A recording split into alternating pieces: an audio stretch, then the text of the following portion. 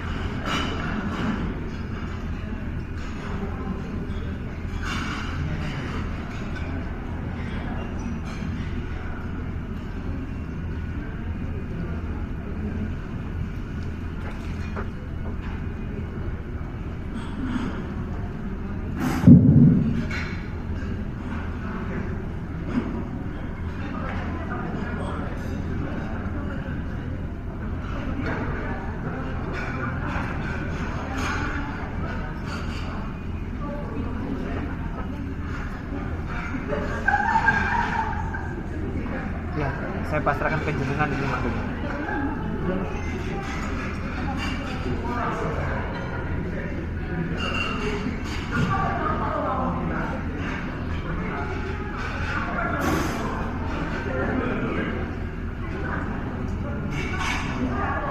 Bapak Ibu hadirin yang kami hormati, mari kita lanjutkan acara seminar hari ini.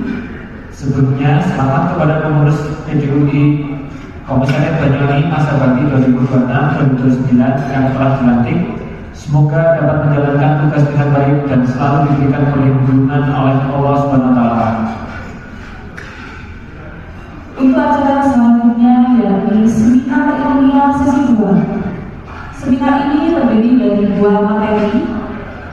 Materi pertama, implementasi aspek maternal and work care dalam pelayanan kesehatan primer yang akan dibawakan oleh Bapak Akmal Putu Alman Sarjana Kesehatan Magister of Art. Kedua, pentingnya edukasi pratika dalam penurunan AKI AKB dan mencegah potensi timbulnya penyakit bawaan yang akan dibawakan oleh Dr. Roya Messi Valendra, spesialis obstetrik ginekologi, magister, kedokteran klinis, dan masih akan dimoderatori oleh Dr. Anggreni Novitasari Ujian Tias, magister hukum. Kepada Dr. Anggi selaku moderator yang akan memimpin seminar, dipersilakan untuk menuju tempat yang telah disediakan.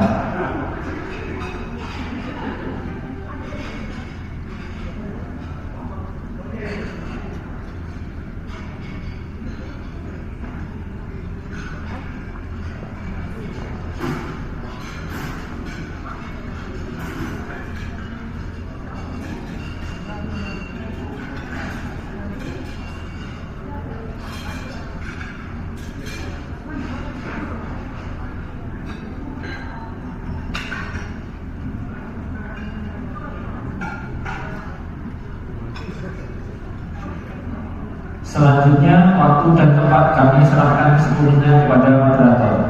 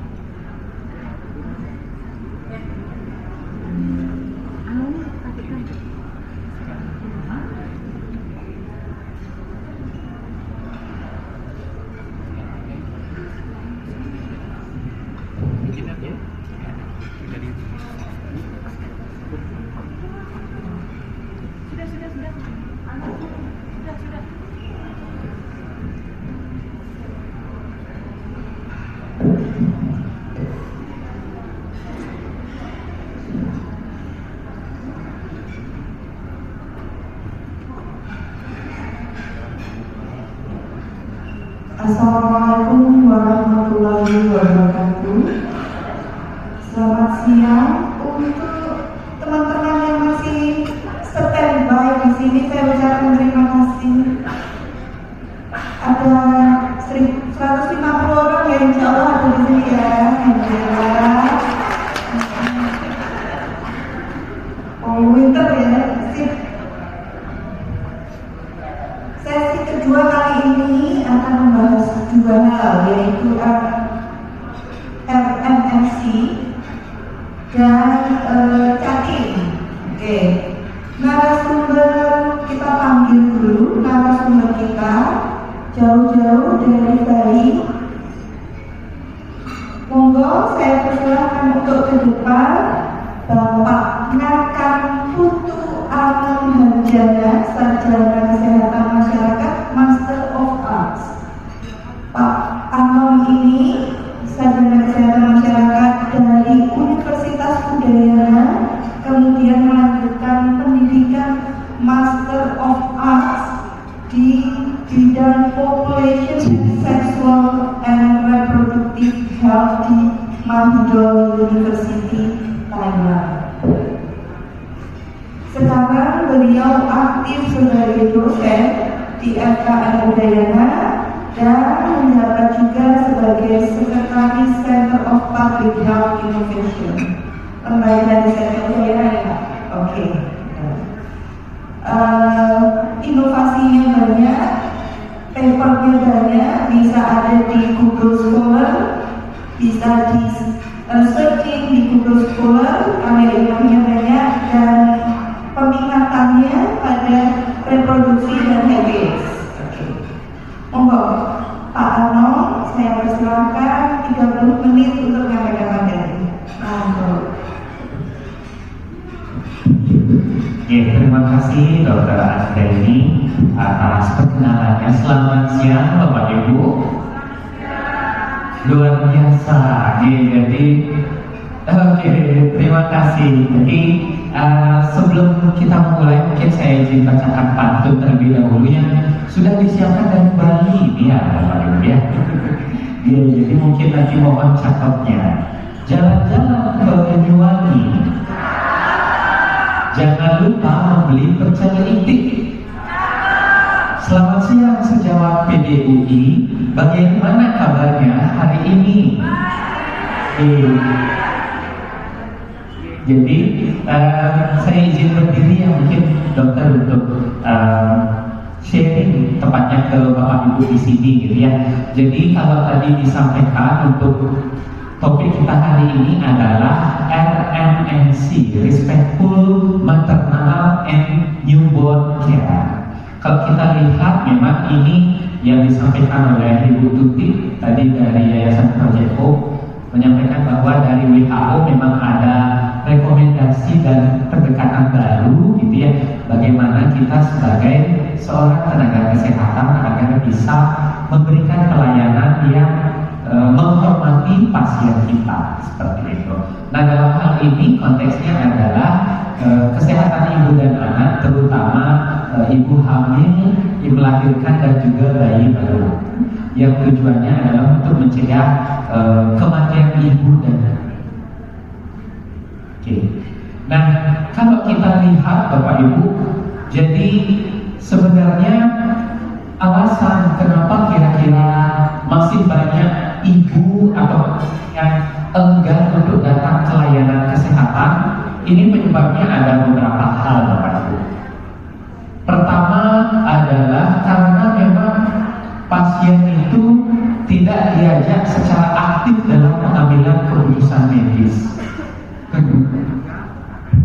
Kedua juga ada pengalaman yang tidak enak mungkin ketika melakukan pemeriksaan kesehatan, terutama kehamilan dan persalinan, lalu juga tidak diberikan informasi yang cukup.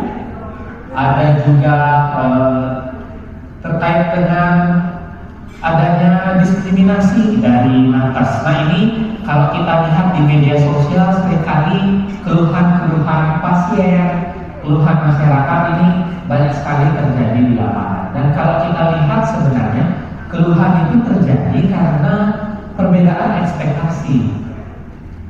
Kalau pembicara pertama tadi menyampaikan bahwa sekarang banyak ibu-ibu Gen Z atau pasien itu datang dengan pertanyaan yang sangat kritis gitu ya, karena memang mereka lebih banyak ekspektasinya adalah untuk memvalidasi apakah informasi yang saya pahami ini benar-benar valid gitu ya, sehingga memang ekspektasinya akan sedikit beda.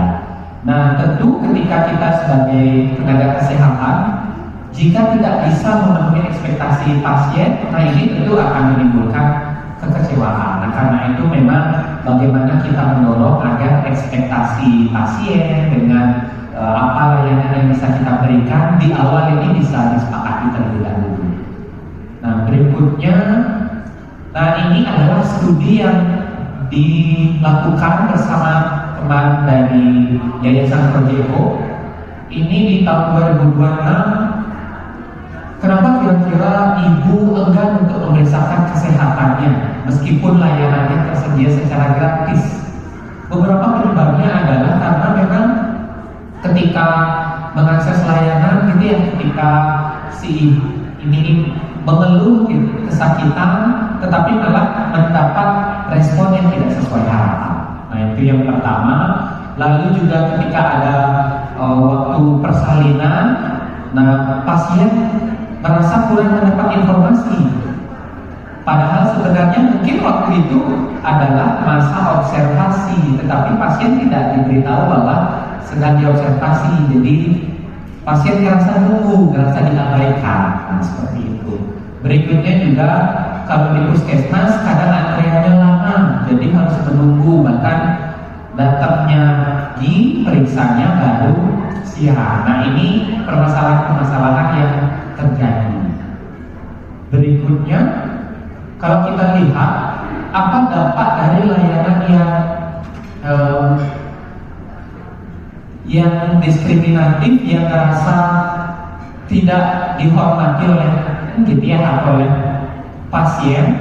Kalau di sini kita lihat, ketika pasien merasa layanan tidak diberikan secara terhormat, ini akan menimbulkan pengalaman negatif, lalu kehilangan rasa kepercayaan, lalu juga memeriksakan fasilitas kesehatan, hingga pada akhirnya adalah ketika ada kasus emergensi, ini akan menyebabkan susah untuk mendapatkan pertolongan atau bahkan terlambat.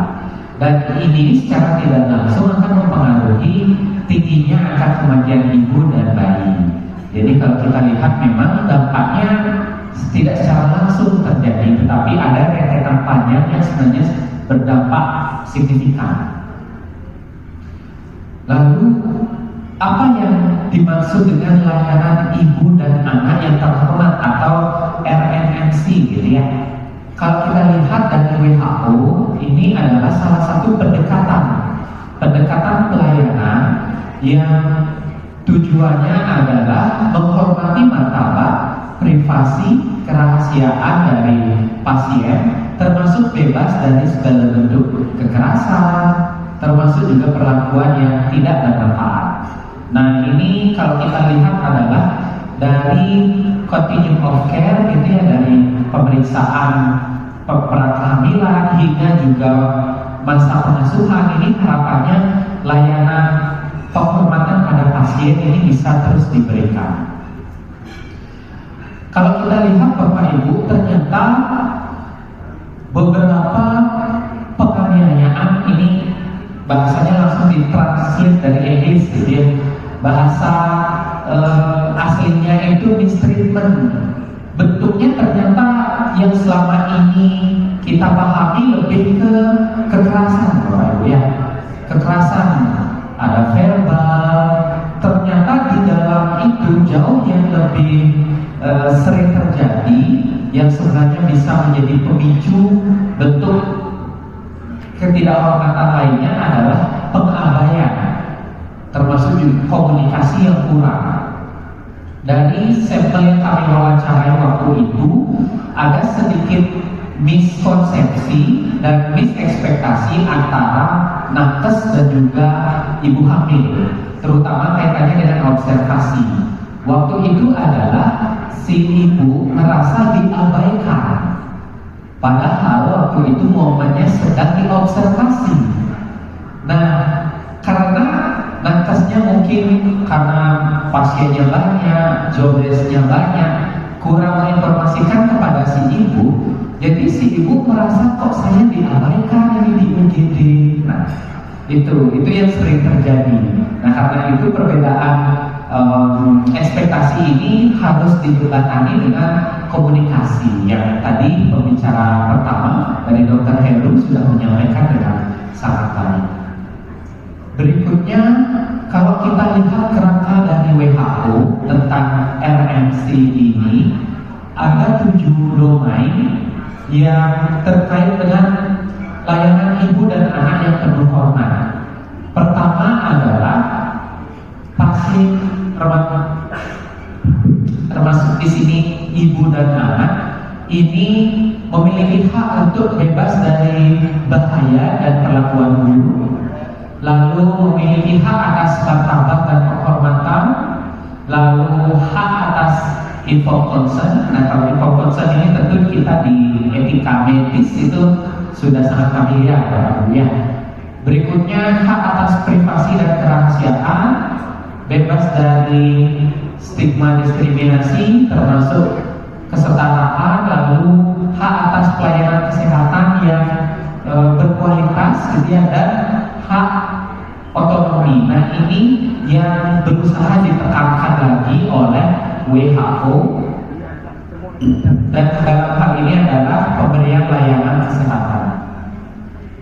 Nah, kalau kita lihat lalu bagaimana sistem dan tenaga kesehatan ini bisa mewujudkan domain-domain tadi. Pertama kan tentu memang bagaimana kita menjadikan pelayanan ini sebagai standar. Tentu kalau kita di kesehatan, apalagi Bapak Ibu di kedokteran, pasti semua ada SOP, semua ada standar. Nah, pertanyaannya adalah apakah standar ini bisa diterapkan di tengah kondisi darurat? Ya, ketika misalkan jam kunjungan lagi padat-padatnya, apakah misalkan SOP konseling kepada pasien itu bisa berjalan? Nah, ini tentu kembali lagi perihal implementasi teknis di lapangan. Lalu juga pelayanan yang berbasis hak, kesetaraan juga dan non-diskriminasi. Lalu sudah. Lalu pelayanan yang berpusat pada individu dan pelayanan yang aman dan rahasia. Nah, kalau ini memang teorinya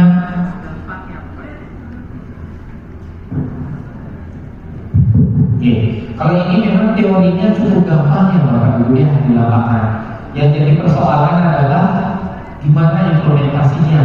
Karena ketika kondisi misalkan keterbatasan tenaga kesehatan, di saat yang sama juga kebutuhan layanan sangat tinggi, beban kerja sangat tinggi, tentu hal-hal ini yang sangat menimbulkan permasalahan kepada masyarakat yang menjadi penerima manfaat kita. Nah, ini contohnya Bapak Ibu ya. Misalkan ada Nyonya A, usia 26 tahun, sedang dalam persalinan saat itu dan mengalami kontraksi. Jadi Nyonya A ini berkeluh kesah gitu ya, Bu, perut saya sakit sekali, saya tidak kuat. Nah, ini sering terjadi. Nah, malam petugasnya menjawab, semua ibu melahirkan juga sakitnya seperti itu, jangan lebay, nanti juga selesai sendiri. Nah, ini sering terjadi ya. Mungkin maksud dari petugasnya menenangkan, tapi mungkin karena direspon dengan seperti itu, jadi pasien merasa ini kok kayak gini petugasnya. Nah, ini sering terjadi Bapak ya. Dan beberapa saat kemudian nyerinya makin hebat dan bahkan mengalami komplikasi ya, hiperkontraksi yang berlanjut sampai ruptur uteri. Nah, kalau kita lihat ini mungkin kalau kita refleksi di lapangan ini sering terjadi, dan bentuk perilaku yang tidak hormat itu misalkan tidak memberikan dukungan yang emosional. Kalau seperti ini kan biasanya ya ada ibu yang mual, kita biasanya berikan pengertian gitu ya. Nanti ada beberapa contoh komunikasinya Bapak Ibu. Ini komunikasinya yang tidak empati gitu ya, tidak ada memberikan informasi, pilihan, penolakan, dan mengabaikan keluhan. Nah ini adalah bentuk-bentuk perilaku tidak hormat yang secara tidak langsung terjadi. Nah respons kalau kita lihat dari kerangka RMMC atau penghormatan kepada pasien gitu ya, salah satunya misalkan dengan bilang saya ngerti Bu sekarang sedang sakit, terima kasih Bu sudah memberitahu. Nah itu salah satu bentuk. Atau kita bisa lakukan asesmen klinis. Kadang pasien itu ketika mengeluh diperiksa itu terasa sudah dapat perhatian. Nah kadang beliau jadinya ngerasa padahal sakitnya masih, tapi karena nakasnya sudah tindakan cepat, ngerasa jadinya lebih rileks, lebih merasa dijaga seperti itu.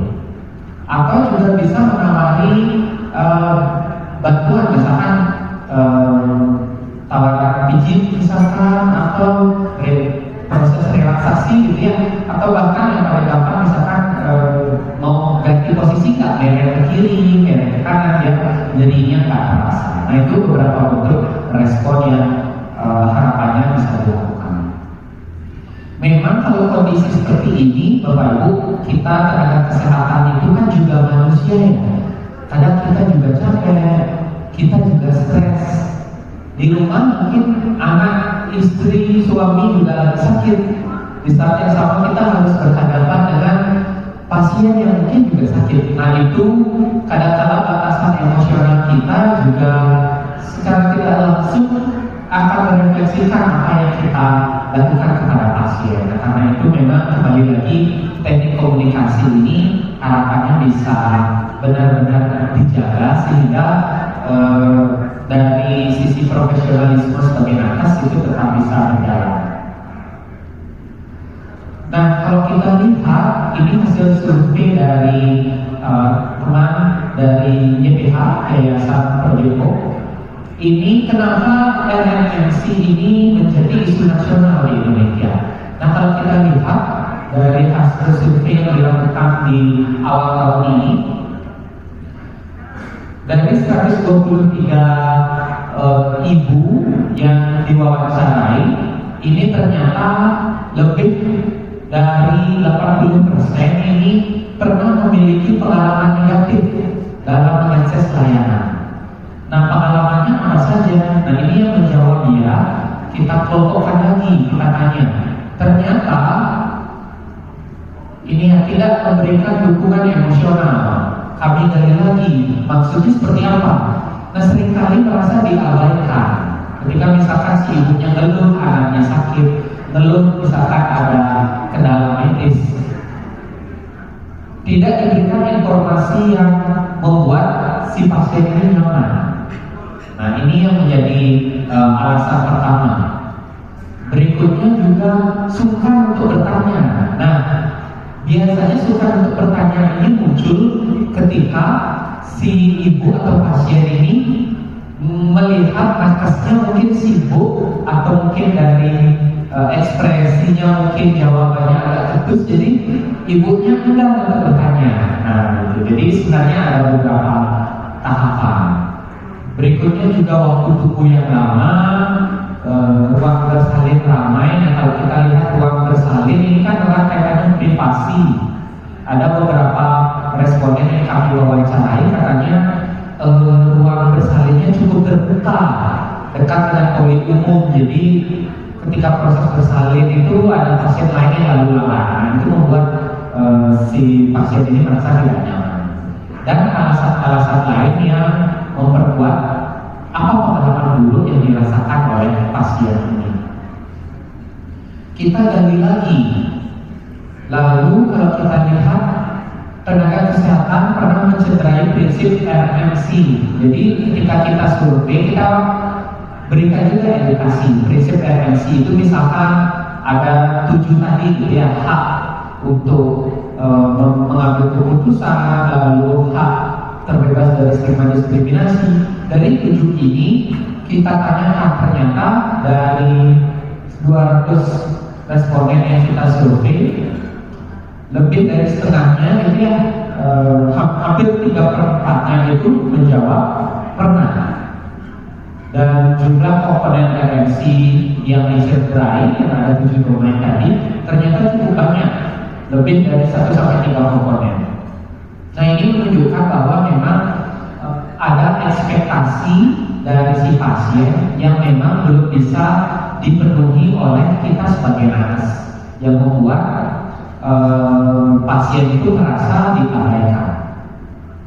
Nah, kalau kita lihat penerapan prinsip RMNC ini dalam layanan continuum of care, itu ya, dari yang pertama ANC hingga masa nifas, ini adalah beberapa list yang sesuai dengan rekomendasi WHO setidaknya bisa kita tawarkan.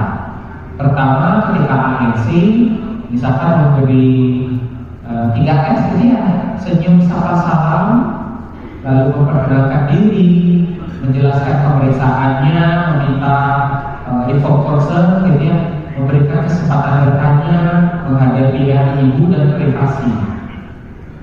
Kadang poin ini berikan, tetapi ada juga yang tidak lengkap. Kalau kami perhatikan juga beberapa literatur yang saat ini berkembang terkait dengan RMNC ini, memang tadi yang disampaikan ya, generasi yang baru-baru gitu ya, Gen Z seperti itu, memang saking banyaknya akses informasi, jadinya mereka paham apa hak mereka sebagai pasien. Nah, ketika berkunjung ke puskesmas atau ke layanan kesehatan, mereka datang dengan sejumlah ekspektasi yang harapannya bisa dipenuhi. Nah, kondisi ini mungkin berbeda dengan pasien-pasien kita yang generasi yang di atasnya, gitu ya. Ketika misalkan datang sudah disapa saja sudah merasa puas. Gitu. Nah, kami juga di Bali lakukan survei-survei kecilan juga. Kebetulan saya di Udayana ada juga melakukan survei kepuasan kepada SKM, yang survei kepuasan masyarakat di puskesmas. Kita memang menemukan pola yang menarik. Makin tinggi usia dari responden, kepuasannya cenderung makin meningkat. Makin muda respondennya, kepuasannya cenderung semakin rendah. Jadi anak muda ini ekspektasinya tinggi sekali nih ke layanan. Ya, dengan media sosial yang tadi disampaikan, mereka ketika ke dokter itu sudah, bahkan beberapa yang kami wawancarai, mereka sudah konsul ke AI, ke ChatGPT dulu di konsul sebelum ke dokter. Nah, itu fenomena yang terjadi Bapak Ibu ya. Tentu tadi dari Bapak Ketua ini menyampaikan bahwa kita sebagai nakes juga harus lebih siap gitu ya, agar juga bisa memvalidasi dan juga meluruskan informasi yang mungkin keliru yang didapatkan oleh klien. Nah, ini contoh kasus yang sering terjadi juga Bapak Ibu. Saya kebetulan juga tim ahlinya Kemenkes sebagai HIV yang kebetulan ikut juga menulis proposal Global Fund. Nah, ini case ini banyak terjadi Bapak Ibu. Jadi ada Nyonya C hamil 16 minggu ini datang ke bidan. Nah, saat diwawancarai itu ternyata ketahuan bahwa pasien ini ODIP, orang dengan HIV. Tiba-tiba berikutnya ketika datang si ibu bidan atau nakes ini menolak. Nah, ternyata sudah kita telusuri, stigma di layanan kesehatan itu masih banyak.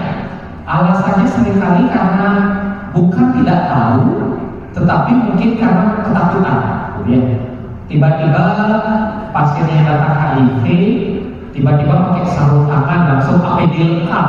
Nah, jadi pasien merasa tidak nyaman. Nah, itu salah satu bentuk perilaku stigma diskriminasi. Padahal kalau kita dari sisi nakes kan menggunakan APD itu adalah salah satu standar. Nah, cuma baru yang datang ibu hamil dengan HIV baru buru-buru pakai alat perlindungan diri. Nah itu sebenarnya perilaku stigmanya Bapak Ibu. Kenapa tidak dari awal kita buat standar semua pasien yang datang itu kita layani dengan standar, misalkan pakai APD yang sesuai. Bahkan banyak juga yang diwawancarai itu respondennya bilang tuberkulosis kan pasti lebih mematikan ya, lebih menular ya daripada HIV. Kenapa stigmanya lebih tinggi? Nah itu malah ada keluh kesah seperti itu. Jadi yang harapannya kita lakukan adalah ini Bapak Ibu ya, tidak memberikan informasi, harusnya berikan informasi. Kenapa misalkan nakes yang bersangkutan enggan untuk melayani? Oh bisa jadi mungkin karena kondisi medis tertentu si ibu ini harus dirujuk, dapat pemeriksaan yang lebih komprehensif misalkan. Jadi harus dikomunikasikan. Di sini terjadi diskriminasi berdasarkan status HIV, penolakan pelayanan tanpa alasan klinis dan komunikasi yang tidak terpusat. Ada yang tidak tertulis di sini yang sering terjadi Bapak Ibu. Biasanya nakesnya itu ingin tahu lebih jauh, yang bahkan mengusik privasi dari si pasien. Contohnya misalkan baru ketahuan ibunya ini positif, langsung ditanyakan suaminya kerja di mana, memang ibu selama ini kerja apa, kok bisa positif gitu. Nah itu sebenarnya dari sisi kita mungkin tenaga medis melihat kita ingin menggali faktor resikonya, tetapi mungkin kita tidak melihat batasan. Ternyata pasien kita merasa kurang nyaman juga dengan pertanyaan itu. Seperti itu. Berikutnya, nah ini beberapa tindakan yang kita lakukan. Tentu harapannya kita bisa memberikan layanan yang tidak stigmatisasi. Lalu hak atas pelayanan, harapannya ini juga memperoleh ANC gitu ya. Kalau misalkan hanya ukur tensi, timbang berat badan, itu kan HIV nggak bisa menular. Ya harapannya tetap dilayani seperti itu. Hak martabat dan hak kebebasan dan otonomi. Nah ini prinsip-prinsip untuk kasus tadi, harapannya bisa memberikan layanan sesuai standar, menerapkan protokol yang standar untuk semua pasien. Jadi tidak hanya yang HIV positif, memastikan mendapatkan akses terutama pengobatannya. Kalau dalam hal ini ARV ini bisa diakses, berkoordinasi dengan jejaring pelayanan terkait, misalkan puskesmas atau misalkan praktek mandiri sesuai dengan kebijakan yang ada, dan memberikan konseling, menjaga status kerahasiaan. Nah, kadang kita sebagai nakes secara nggak sadar ngomongin pasien, karena di wawancara ini bukan studi yang dilakukan oleh teman-teman HOP, tapi ada studi lain yang kami lakukan juga di Udayana. Waktu itu ada beberapa kasus ibu HIV akhirnya sampai ada heboh gitu ya, gara-gara digibahin sama nakesnya. Jadi akhirnya si ibu ini nuntut ke puskesmas waktu itu. Dan bahkan parahnya juga ada case waktu itu di acara posyandu, secara nggak langsung ibu bidannya ini menyampaikan kepada kadernya. Akhirnya kadernya bilang seperti ini, oh katanya ibu ini positif ya, tapi jangan bilang-bilang. Nah ibu yang kedua, ibu dapat info katanya ibu ini positif, tapi jangan bilang dari aku ya. 2 hari satu desa tahu, meskipun udah dinotis di awal, jangan dibilang-bilang ya. Nah itu kan mungkin secara nggak sadar itu terjadi, dan itu tentu bisa melanggar kode etik seperti itu. Saya yakin Bapak Ibu di sini tidak akan seperti itu, tapi studi yang kami lakukan itu yang masih menemukan case seperti itu. Ya. Nah ini beberapa peran dan tenaga dari bidan maupun dokter. Nah ini mungkin beberapa kita bisa skip Bapak Ibu ya, karena ini sudah Bapak Ibu lebih expert. Nah dampaknya kalau misalkan prinsip RMNC ini tidak dilakukan, tentu kepercayaan pasien bisa menurun, Bapak Ibu. Bapak Ibu, kalau misalkan dalam hal ini sebagai penyedia layanan mandiri, tentu pasien itu adalah customer-nya kita. Kalau customer-nya nggak percaya lagi sama kita, nah bagaimana layanannya bisa baik? Berikutnya juga kesinambungan layanan ini juga akan berpengaruh, Bapak Ibu ya. Kepuasan pasien, reputasi fasilitas juga sering terjadi. Karena masyarakat apalagi sekarang itu seringkali kalau mendapat perlakuan tidak baik, bukan ngeluhnya langsung ke nakes yang bersangkutan, tapi ngeluhnya di grup Facebook kadang-kadang. Ya bahkan udah viral dulu gitu ya. Nah itu yang juga jadi ancaman bagi kita tenaga kesehatan yang memang sebaiknya kita perlu waspadai. Ini untuk layanannya, jejaring kolaborasi hingga harus diperkuat dan keberlanjutan praktik. Bagaimana kita agar terutama pasien-pasien yang memerlukan kunjungan berulang ini agar berkenan untuk datang lagi memeriksakan kesehatannya secara rutin ke fasilitas yang kita tentukan. Nah tentu jika mereka merasa nyaman, merasa dihormati, bahkan juga merasa dijaga, saya yakin pasien ini tidak perlu edukasi susah payah, pasti akan datang sendiri. Oke, nah ini tantangannya, nanti mungkin bisa kita masuk ke diskusi Bapak Ibu. Beberapa teman-teman di nakes tidak bisa menerapkan prinsip RMNC ini karena memang beban kerjanya tinggi. Oke, beban kerja selain memegang program juga input data. Selain input data juga memegang programnya nggak hanya satu, bisa jadi 3, gitu kan. Apalagi sekarang misalkan CKG anak sekolah dan lain-lain, nah beda lagi ya bebannya. Nah itu beban kerjanya tinggi. Keterbatasan SDM yang kaitannya karena jumlah tenaganya dikit, programnya banyak, indikatornya tebal, jadi ya harus bekerja susah payah.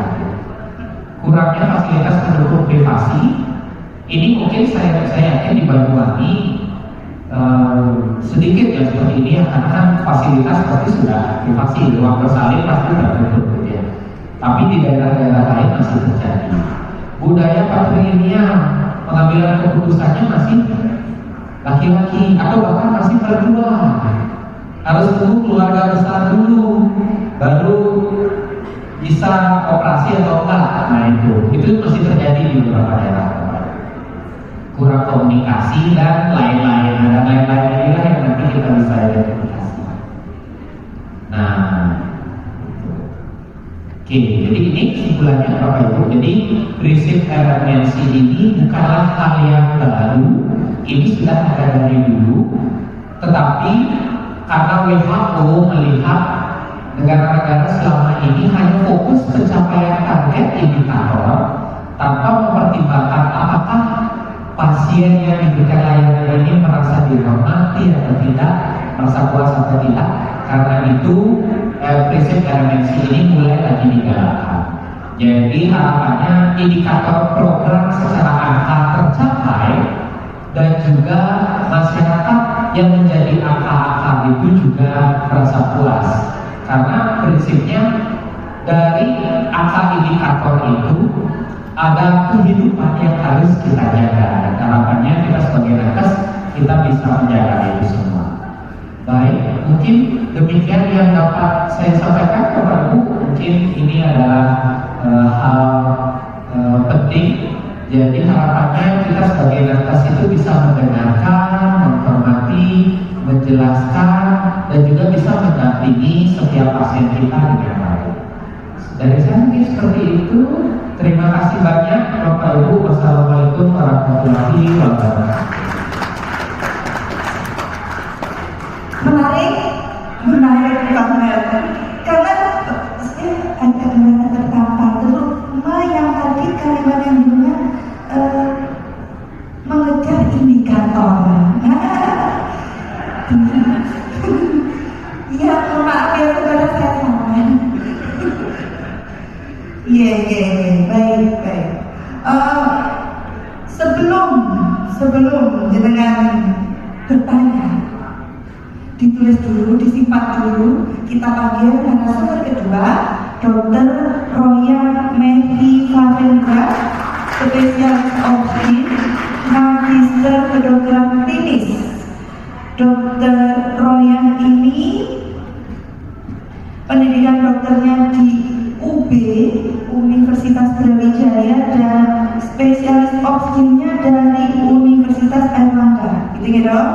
Sekarang kerjanya di Bakti Husada, Rumah Sakit RU, dan Rumah Sakit Graha Medica. Hari ini mau nyambi apa dok? Gak ada ya dok di sini.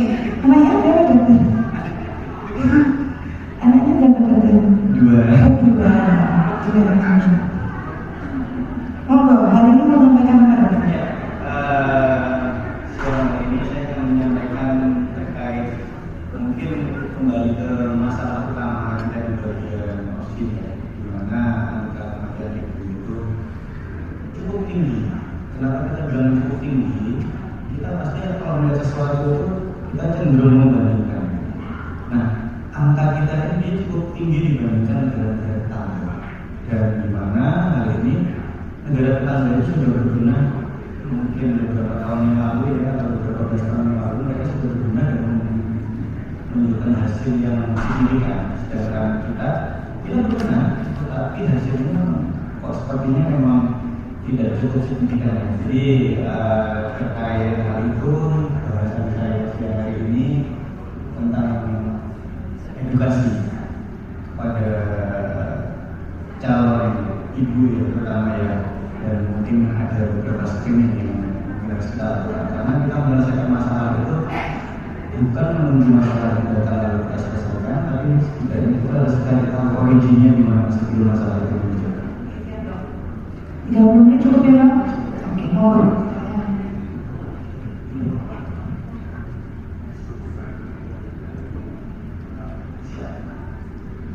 Baik, assalamualaikum warahmatullahi wabarakatuh. Terima kasih sudah diberi kesempatan untuk mengisi topik yang kedua ini. Topik saya itu tentang edukasi pranikah. Jadi di sini saya lebih menekankan apa sih yang sebenarnya harus diperhatikan, karena permasalahan-permasalahan yang terjadi pada ibu hamil itu kembali lagi permasalahan itu justru dimulai pada saat sebelum terjadinya pernikahan, sebelum kehamilan, bahkan sebelum terjadi pernikahan.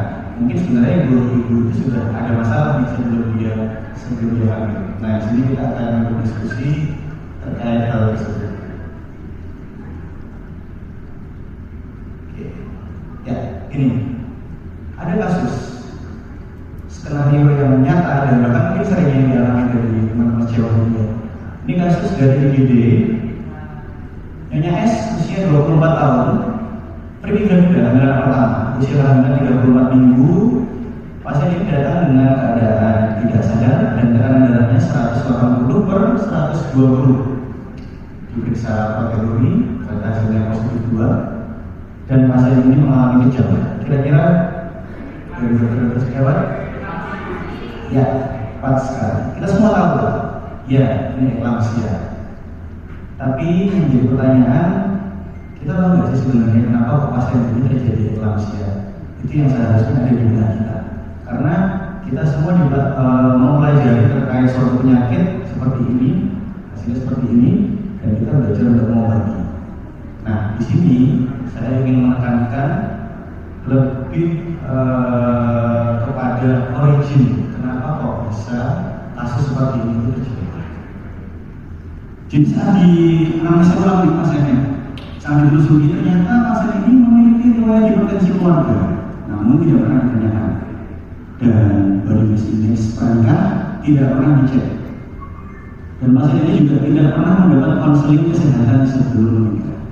Nah, disinilah letak miss-nya ada di sini, bukan miss pada siapa ya, maksudnya hal ini sebenarnya sangat-sangat bisa dicegah.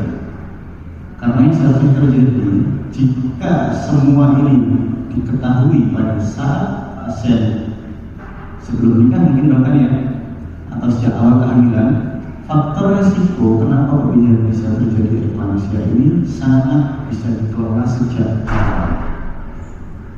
Jadi yang bisa kita lakukan adalah kita lakukan optimalisasi tekanan darah sebelum konsepsi. Jadi kalau misalnya pasien ini punya riwayat darah tinggi, sebelum dia hamil atau pada saat dia mau menikah, kita harus benar-benar mengontrol tekanan darahnya. Kita harus mengkaji pasien kalau apabila ibu ini nanti hamil, namanya menikah ya menikah pasti punya anak. Apabila ibu ini hamil mempunyai resiko yang cukup tinggi. Nah, disitulah konseling kita itu sangat-sangat penting. Kita optimalisasi tekanan darah sebelum terjadi konsepsi, edukasi tanda-tanda bahaya kehamilan, dan pemantauan ketat sejak trimester pertama. Dan jangan lupa, namanya ibu hamil dengan kondisi tekanan darah yang tinggi itu membahayakan kondisi ibu itu sendiri. Sehingga baiknya segera rujuk ke spesialis kandungan untuk kita evaluasi. Karena untuk mengevaluasi ibu hamil dengan tekanan darah tinggi itu cukup rumit. Dan kriteria hipertensi dalam kehamilan itu cukup banyak, di mana ada istilahnya white coat hypertension, maupun hipertensi kronis. Nah, ini pasien ini ada di mana nih? Ada di stase yang mana nih? Nah, itu penata laksananya sangat berbeda-beda, sehingga rujukan tepat waktu ke spesialis itu sangat-sangat dibutuhkan untuk optimalisasi kondisi si pasien. Jadi memang kondisi ini bisa dicegah. Kuncinya itu ada di tangan kita jauh sebelum pasien itu berada di ruang bersalin. Jadi pada kasus ini pasien ini 34 minggu. Artinya apa? Apabila dia sudah ketahuan dia beresiko tinggi terjadinya eklamsia, sebenarnya dia punya waktu 34 minggu untuk kita perbaiki. Dan ini waktu yang cukup lama sebenarnya, jauh sebelum pada saat pasien datang ke rumah sakit di ruang bersalin. Jadi pentingnya kita mengetahui hal ini yang tadi saya bahas ya, realita angka kematian ibu dan angka kematian bayi ini merupakan angka yang mendesak. Kalau kita lihat, saya mendapat data dari guys 2023, di mana angka kematian ibu nasional itu 189 per 100.000 kelahiran hidup. Untuk angka kematian bayi nasional 16,8 per 1.000 kelahiran hidup. Dan 72% penyebab utama angka kematian ibu itu adalah perdarahan, hipertensi, dan infeksi. Selalu 3 itu yang menjadi momok kita sejak dari dulu. Data Banyuwangi sendiri yang saya dapatkan untuk angka kematian ibu tahun 2023, saya mendapatkan info 28 kasus, untuk angka kematian bayi 179 kasus. Itu yang saya dapatkan. Jadi setiap angka ini adalah satu nyawa ibu dan bayi yang sebenarnya bisa diselamatkan. Jadi atas data inilah itu kita benar-benar harus konsentrasi, kita harus tahu apa yang dilakukan. Kita tahu cara mengobati preeklamsia, kita tahu cara mengobati anemia, kita tahu semua cara mengobati semua penyakit, kita tahu. Tapi justru apakah kita mau aware ke dalam kondisi pasien yang sebenarnya punya resiko itu? Dan pada saat awal datang ke kita, pasien ini sebenarnya tidak punya masalah apa-apa, dia datang dengan tidak ada keluhan. Nah, apabila pasien datang dengan tidak ada keluhan dan kita acuh, padahal sebenarnya dia punya resiko tinggi, disitulah mulai permasalahannya. Ya, ini faktor resiko komplikasi persalinan yang terjadi dimulai dari fase saat hamil dan bahkan sebelum hamil. Ini kita lihat, jadi ada proporsi kematian, langsung kita sebutkan ada 4 kategori, ada 4 fase sebelum hamil, fase saat hamil, fase persalinan, dan fase pasca persalinan. Proporsi kematian itu paling besar memang pada saat fase pasca persalinan. Tapi jangan lupa, fase pada saat hamil dia menempati posisi 24%. Artinya ini cukup banyak kematian pada saat dia hamil. Sebelum hamil ya tidak mungkin, namanya bukan kematian pada saat ibu hamil.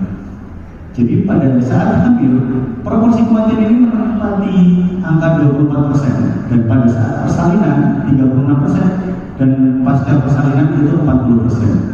Dan penyebab kematiannya paling banyak pada saat hamil adalah 32%-nya pada sepsis atau infeksi, dan 24%-nya karena hipertensi. 28%-nya ini kumpulan ya dari beberapa kasus. Lalu pada saat persalinan, ya ini yang masih menjadi momok, yaitu 65% terjadi perdarahan. Itu yang membuat kondisi kematian pada saat persalinan itu sangat tinggi, dan ada 11% di hipertensi, tekanan darah tinggi. Lalu untuk fase kematian pada saat pasca persalinan paling tinggi 26%, ya. Berikutnya ada perdarahan. Nah, kondisi seperti ini, kondisi saat hamil, faktor resiko komplikasi ini justru sebenarnya itu terjadi pada saat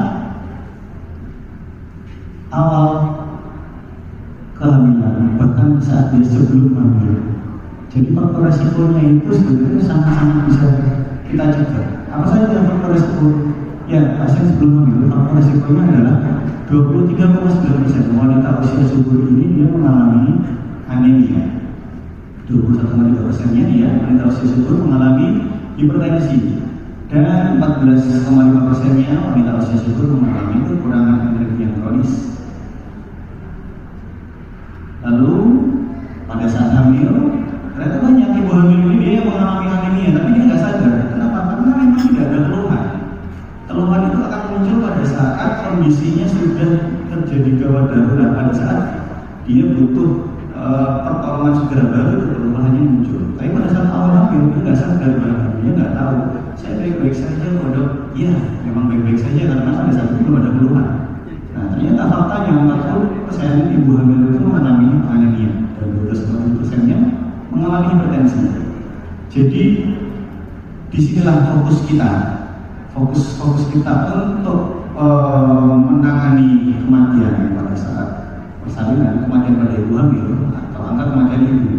Fokus kita adalah sebelum terjadinya penyakit itu. Jadi kita mundur agak jauh, tapi efeknya punya efek yang luar biasa ya. Untuk kondisi ibu hamil kita bisa mengontrol faktor resiko.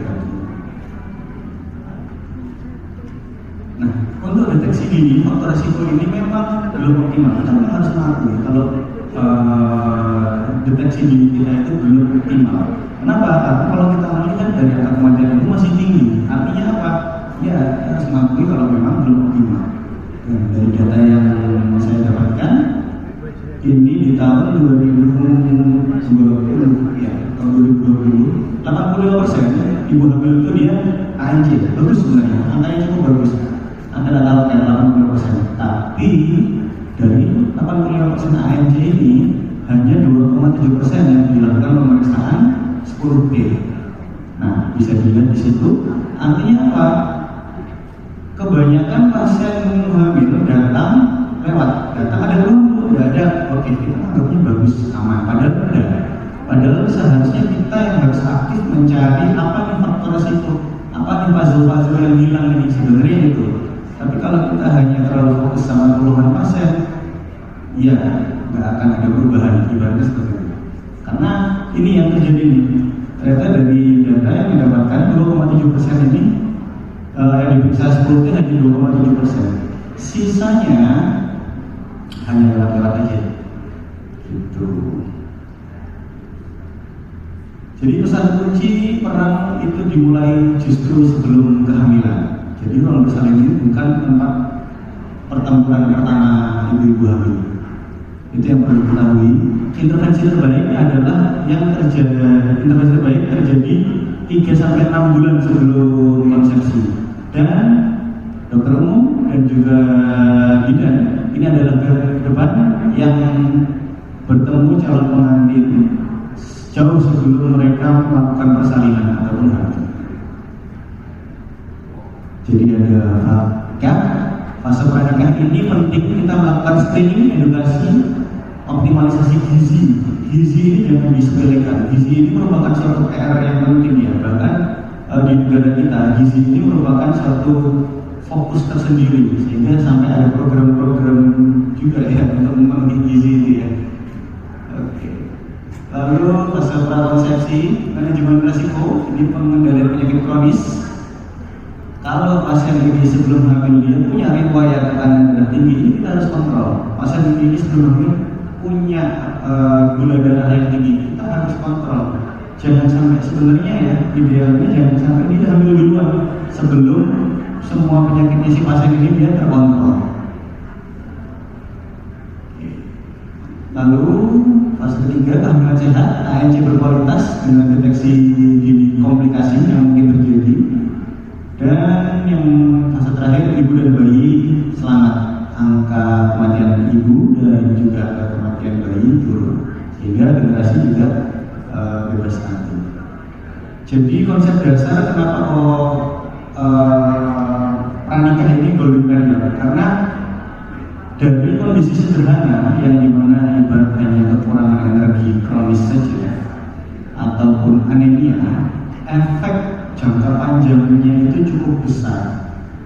Anemia kita tahu dia bisa menyebabkan perdarahan postpartum yang kita tahu tadi datanya ya, dia penyebab utama angka kematian ibu ya. Dan berat badan bayi lahir rendah dan juga prematur itu juga salah satu kontribusi utama dari angka kematian bayi. Jadi intervensi 3-6 bulan sebelum konsepsi itu memang terbukti lebih efektif daripada intervensi saat terjadinya kehamilan. Jadi kalau misalnya kita memang mau mengobati suatu penyakit, sebenarnya ya tadi jauh sebelum penyakit itu muncul sebenarnya harus kita kontrol. Jadi ini untuk pemeriksaan wajib ya, yang dimana kita semua sudah ketahui ya. Untuk panduan dari Kemenkes, ibu hamil datang, otomatis kita periksakan HB, golongan darah, sama triple eliminasi. Lalu memang ada anjuran-anjuran khusus, tapi kita lakukan apabila pasien ini dia memiliki faktor resiko tertentu. Contohnya seperti pasien misal obesitas ya, atau dia punya riwayat gula darah tinggi, kita periksakan gula darah puasa, atau bahkan bisa langsung melakukan pemeriksaan DTGO, pemeriksaan darah lengkap.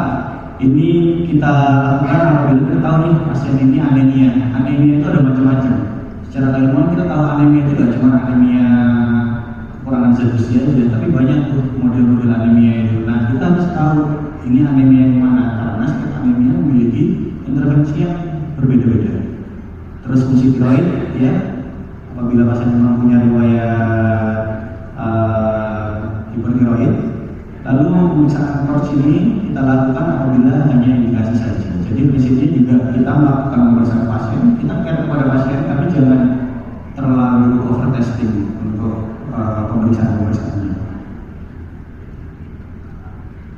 Oke, jadi ini untuk anemia tadi yang saya sebutkan. Anemia itu banyak penyebabnya. Memang pada ibu hamil paling sering itu anemia defisiensi besi. Jadi ini peringkat pertama ya untuk anemia pada ibu hamil itu paling sering karena defisiensi besi. Cara mengetahuinya gimana? Sebenarnya cukup kita periksakan darah lengkap aja, kita cek MCV. Ada 3 kriteria, MCV rendah, normal atau MCV tinggi. Nah setiap anemia itu punya penyakit yang berbeda-beda. Bisa dilihat di slide. Ini untuk anemia. Lalu resep pencegahan, suplementasi pranikah yang terbukti bisa membantu kondisi kehamilan, mengoptimalisasikan kondisi kehamilan. Itu seperti asam folat ya, yang dimana kita tahu asam folat ini sangat baik, apalagi untuk mencegah penyakit neural defect ya. Dia bisa mencegah sampai dengan 70%. Lalu suplementasi besi ini dibutuhkan pada ibu hamil. Selama menikah minimal pasien itu mengkonsumsi 90 tablet atau 90 hari ya. Jadi setiap hari diminum. Kenapa? Karena dengan konsumsi 90 tablet aja masih ada kemungkinan ini ibu hamil itu masih mengalami anemia, yang dimana nantinya kita tahu bisa terjadi komplikasi pada saat persalinan. Apalagi pasien ini nggak minum 90 tablet tersebut, jadi resikonya bisa lebih tinggi. Dan gizi, ya gizi yang menjadi problematika di negara kita memang butuh gizi yang tinggi ya. Kalau misalnya kita melihat data gizi tapi di kota-kota besar mungkin kita nggak ngerasa. Tapi kalau kita melihat yang lebih jauh lagi di daerah-daerah yang cukup terpencil, gizi ini memang jadi masalah utama, bukan hanya untuk ibu hamil, pada masyarakat luas pun seperti itu. Lalu untuk kasus infeksi ya, apabila sudah diketahui adanya sifilis atau hepatitis B, prinsipnya adalah kita segera terapi agar apa? Agar terjadinya kelainan kongenital pada janin itu bisa kita hindari. Jadi kita terapi sesuai kebutuhan si pasien. Misal ya, sifilisnya dia reaktif, kita kasih obat-obatan.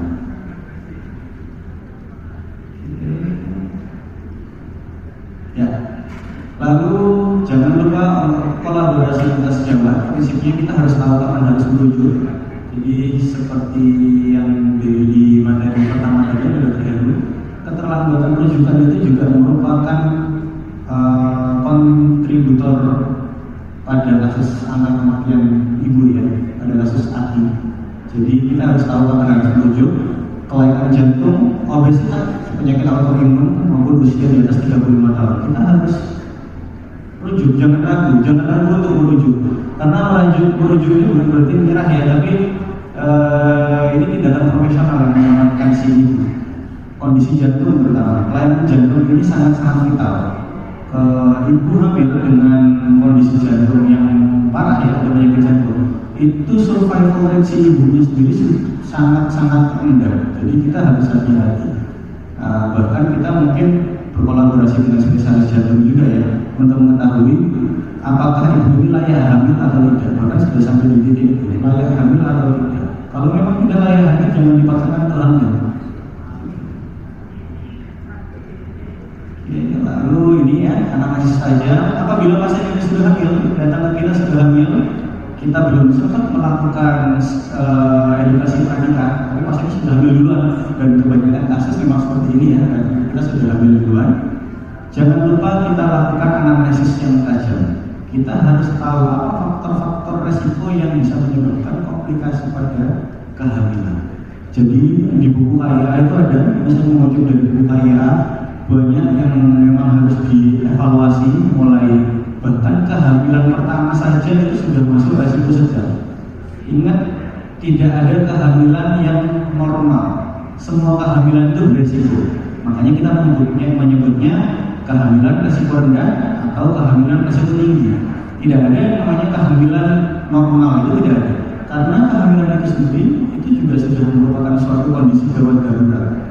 Bahkan dari buku disebutkan primigravida atau kehamilan anak pertama itu saja sudah masuk kondisi resiko sedang. Padahal ini hamil anak pertama, tapi lain-lainnya negatif semua. Tetap dia bahkan resikonya masih resiko sedang. Jadi itu yang harus kita ketahui. Seperti yang tadi dokter Heru sebutkan, benar, tekanan darah 120/80 pada ibu hamil itu beresiko untuk terjadinya preeklamsia. Kenapa? Karena yang kita lihat mean arterial pressure, di mana mean arterial pressure pada ibu hamil jika dia melewati 90 itu resiko preeklamsianya ada. Sedangkan kalau 120/80 MAP-nya sudah lebih dulu dari 90. Nah, di situ jadi kita harus merubah mindset. Ibu hamil ini spesial, tidak seperti pasien-pasien yang lain. Ibu hamil terjadi perubahan fisiologi pada tubuhnya. Hal-hal yang biasanya normal pada pasien-pasien biasa ini bisa saja tidak normal pada ibu hamil. Jadi kita harus lebih aware terhadap kasus itu. Jadi ini ya, untuk screening yang bisa dilakukan, apabila hasil screeningnya itu memang positif, kita langsung bisa segera kasih intervensi. Misal ragu, ya kita rujuk. Nanti dari kita akan memberikan obat-obatan. Apa saja yang kita kasihkan? Kita kasih obat pengencer darah. Biasanya ibu hamil heran ya, saya harus dikasih obat pengencer darah ya kayaknya. Padahal justru fungsi obat pengencer darahnya ini adalah untuk mencegah pasien tersebut terkena suatu kondisi preeklamsia. Jadi jangan heran kenapa kok seperti itu. Apalagi kalau misal pasiennya nyari di Google gitu ya, atau AI, hamil obat aspilat misalnya, langsung keluarnya kategori C. Jadi kenapa dok saya dikasih obat aspilat pengencer darah yang bener aja dok gitu, pasti kayak gitu. Saya pernah dapat kasus kayak gitu. Akhirnya pasien ini datang ke saya di waktu usia kehamilan 11-12 minggu. Saya kasih aspirat, sudah saya jelaskan, sudah saya jelaskan, tapi itu kendalanya yang seperti dokter Heri sebutkan ya. Latar belakang pendidikan itu juga mempengaruhi terhadap KIE kita nyampe atau tidak ke pasien. Nah, pasien sudah saya KIE, ternyata ya itu tadi yang kata dokter Heri, mungkin aja benar. Pasien mungkin. Setelah pulang, pasien datang dengan tekanan darah tinggi. Saya nanya, diminum nggak spirit dulu? Enggak dong, soalnya katanya tetangga saya jangan diminum. Soalnya itu kategori C, itu tahu dari mana tangganya? Tanya AI. Sekarang ada AI jadi dicari lagi. Ya itu akhirnya saya harus komunikasikan lagi satu seperti itu. Jadi memang di lapangan tidak semudah itu ya. Kendala-kendalanya itu cukup kompleks sebenarnya. Tapi dengan kita memberikan aspirin dosis rendah pada kasus-kasus dengan screen preeklamsia positif, efeknya itu sangat nyata. Oke, jadi untuk peran pelayanan primer dengan pencegahan preeklamsia ya, untuk kasus preeklamsia kita bisa memberikan aspirin dosis rendah. Nah, ini data menunjukkan 24% dia bisa mereduksi preeklamsia. Jadi pastinya seharusnya preeklamsia nggak jadi preeklamsia. 24% itu angka yang cukup luar biasa sebenarnya untuk kita menurunkan angka preeklamsia.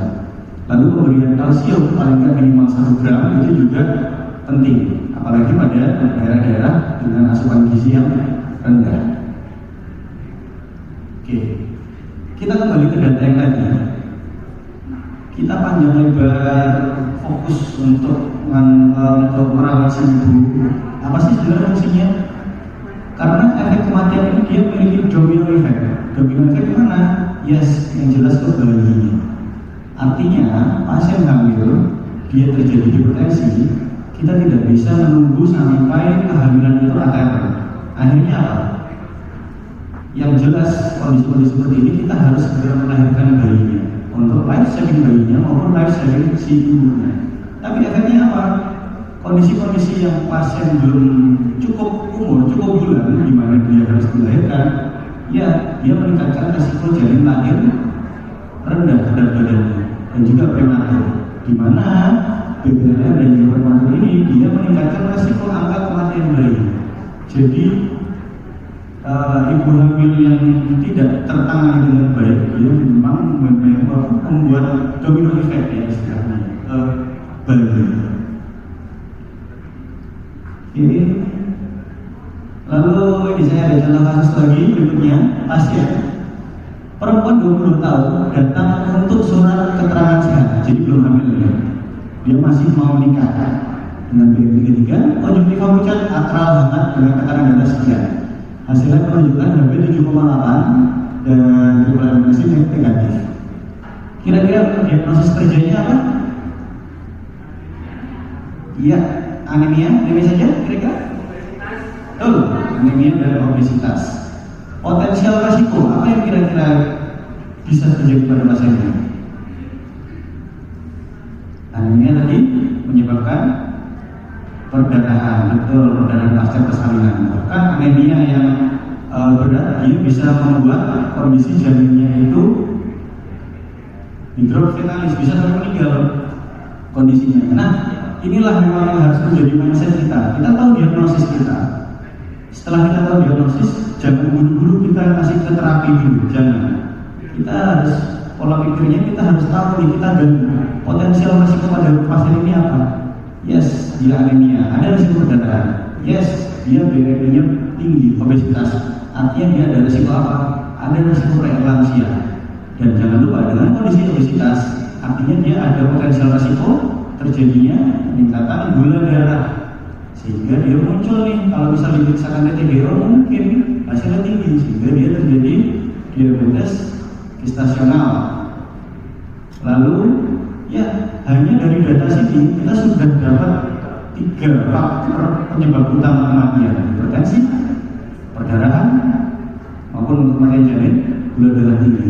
Hanya dari 3 baris kata sini. Jadi jangan lupa potensial resiko yang harus kita tanamkan di kepala kita. Kira-kira gimana? Baru kita maju ke tata laksana. Bu, diet ya? Apa sih bro? Saya ini mau minta surat nikah, pakai suruh diet ya? Kayak gitu ya. Tapi Iya, itu pentingnya di situ. Kenapa? Karena kita sudah melihat jauh ke depan di medan perang yang akan dialami si ibu. Kita sudah melihat apa yang akan resiko apa yang akan terjadi pada ibunya. Jadi di situ mindset itu sangat penting. Oke, jadi kesimpulan ini adalah dokter umum memang adalah gatekeeper utama dan deteksi dini, intervensi tepat, kolaborasi, dan insya Allah nyawa bisa terselamatkan, entah itu nyawa ibu maupun nyawa bayi. Jadi edukasi pranikah yang baik ini adalah investasi terbaik untuk generasi Banyuwangi yang sehat. Oke, ya ini dari Profesor Mahmud Fadhala, ya dulu dia presiden Vigo.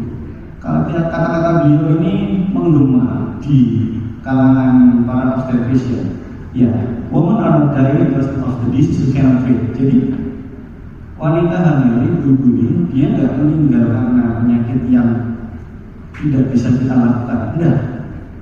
Tenaga medis itu tahu ilmunya, tenaga medis itu tahu obatnya, sehingga kemungkinan besar kita itu sebenarnya bisa menyelamatkan. Tapi they are dying because society have yet to make decision that their lives are worth saving. Kita cenderung nggak peduli sebenarnya. Kita tahu ilmunya, tapi kita nggak peduli. Kita belum memutuskan kalau ibu A, ibu B itu sebenarnya layak untuk diselamatkan. Nah, kita belum berpikiran ke arah sana.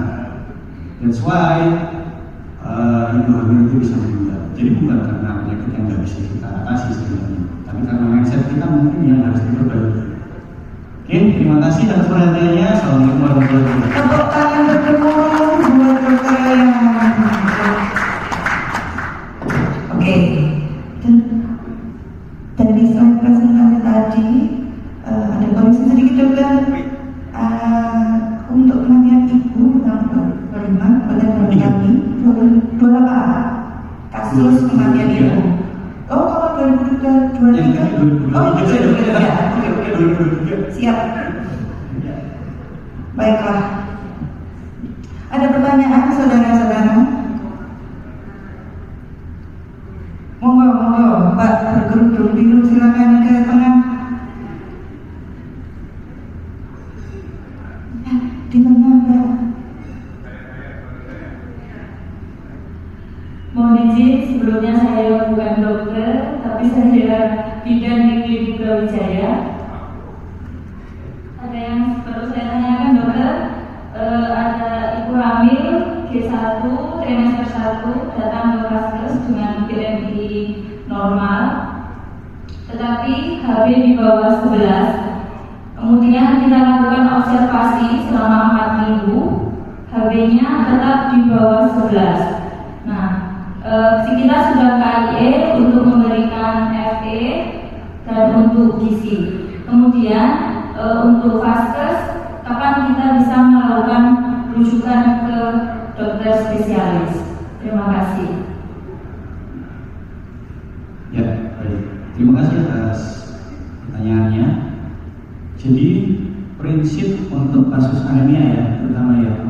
Kalau anemia itu memang sebenarnya ya tadi saya sebutkan ya. Kalau HB kurang dari 11, katakanlah 10 itu sebenarnya pada kondisi normal itu masih bisa kita anggap baik-baik saja.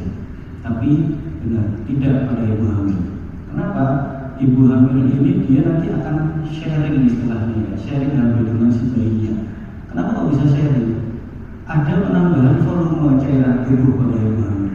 Dimana kalau dia modal awalnya saja sudah jelek, lalu pada saat usia kehamilan sudah mencapai di usia kehamilan penelitian ya 28 sampai 32 minggu itu adalah peak-peaknya volume cairan tubuh itu meningkat maksimal 90% di usia kehamilan 32 minggu.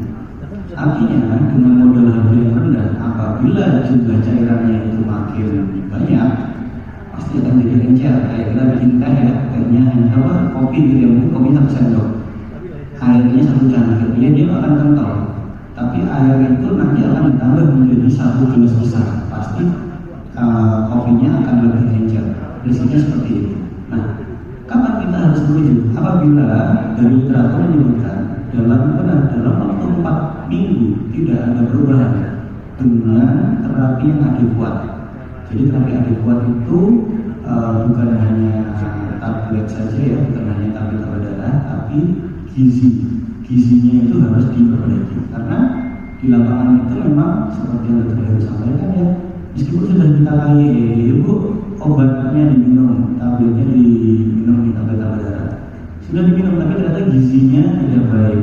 Mereka tidak ada protein yang bagus, lemak yang bagus, makan makanannya mungkin hanya makan makanan yang seadanya. Nah, kita harus memastikan nih, itu masalah nggak apa itu dikonsumsi nggak makan makanan bergizinya ini.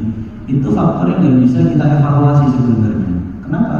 Karena kalau kita tiap tanya ke pasien, sudah belum makan saya banyak, makan apa aja banyak, sayur, tempe, ini itu banyak, tapi masih anemia. Nah itu yang harus kita patut curigai. Saya jadi ingat kata-kata guru saya. Kita itu dalam bekerja, tenaga medis ya, dalam bekerja, kita tuh boleh percaya pada siapapun, kita boleh percaya. Tapi curiga, jalan terus. Jangan sampai kita percaya begitu saja lalu kita memberikan kesimpulan. Jangan. Asumsi kita itu tidak bermakna kalau secara penelitian, ya benar ya. Asumsi kita itu tidak bermakna dalam secara penelitian. Kita harus benar-benar bisa membuktikan secara otentik, benar nggak sih ibu ini makan, benar nggak sih gizinya ini dipenuhi atau enggak. Semisal gizinya dari penuhi, ya bisa jadi kondisi anemia itu karena itu, meskipun sudah diberikan obat tambah darah. Tapi boleh, misal ada kecurigaan terhadap sesuatu, 4 minggu terapi sudah tidak ada perubahan, rujuk ke SPOG boleh. Kenapa? Karena di kita pun nanti kita akan mengevaluasi bukan hanya ibunya tapi bayinya. Anemia kronis yang tidak tertangani dengan baik itu bisa menyebabkan gangguan juga pada si janin. Nanti kita bisa melihat tuh aliran darah. Saat ini alhamdulillahnya ya dengan bantuan teknologi yang makin canggih, alat USG itu kita bisa melihat bayinya ikut anemia apa enggak. Itu sudah sangat bisa sekarang. Jadi kondisi ibunya anemia panjang gitu, ada obat, nggak berubah, terus kita cek bayinya, ternyata bayinya ikut anemia. Nah, bayi yang ikut anemia ini bisa berdampak negatif, bisa berdampak bahaya pada bayi. Alhamdulillahnya dengan alat-alat USG sekarang kita bisa mengevaluasi, oh bayinya masih aman, nggak ada masalah, kita perbaiki gizi ibunya. Tapi kalau misalnya ternyata bayi juga ikut anemia, bayi anemia itu tidak bagus, dia itu bisa air di suatu waktu. Nah, kita juga harus melakukan intervensi di paling tidak itu. Nah, jadi boleh 4 minggu tidak ada perubahan dengan kondisi masih anemia, padahal sudah diberi terapi yang adekuat, sebenarnya boleh dikonsultan untuk kita evaluasi lebih lanjut. Iya.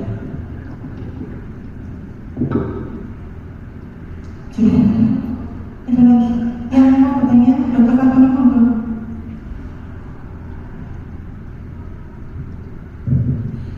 Terima kasih. Assalamualaikum warahmatullahi wabarakatuh.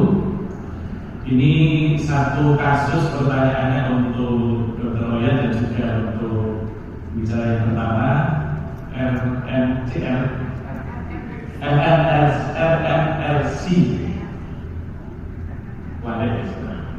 Jadi ada kasus di sekitar 1 tahun yang lalu di tempat kami ya, ada sepasang calon suami istri datang ke puskesmas untuk minta surat keterangan sehat calon pengantin.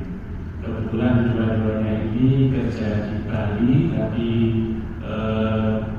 rumahnya dua-duanya Bali Selatan ya.